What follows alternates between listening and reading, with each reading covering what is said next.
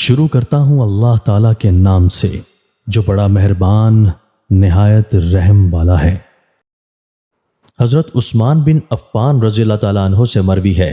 کہ رسول اللہ صلی اللہ علیہ وآلہ وسلم نے فرمایا، جو شخص اس حال میں مرا کہ وہ یقین کے ساتھ جانتا تھا کہ اللہ کے سوا کوئی معبود نہیں ہے تو وہ جنت میں جائے گا۔ تشریح: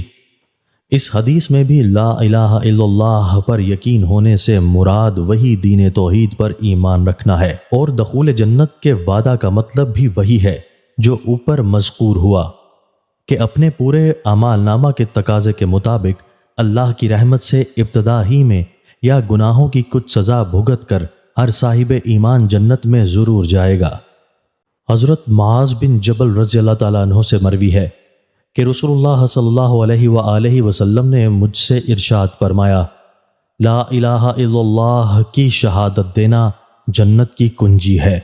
تشریح: اس حدیث میں بھی صرف شہادت توحید کا ذکر ہے، اور یہ بھی دعوت ایمان کو قبول کر لینے اور اسلام کو اپنا دین بنا لینے کی ایک تعبیر ہے، اور یہ بالکل ایسا ہی ہے جیسے کہ اردو محاورہ میں اسلام قبول کرنے کو کلمہ پڑھ لینے سے بھی تعبیر کر دیتے ہیں۔ جس ماحول اور جس فضا کے رسول اللہ صلی اللہ علیہ وآلہ وسلم کے یہ ارشادات ہیں، اس میں مسلمان بھی، غیر مسلم، کافر و مشرک بھی توحید و رسالت کی شہادت اور لا الہ الا اللہ کی شہادت کا مطلب ایمان لانا اور اسلام قبول کرنا ہی سمجھتے ہیں۔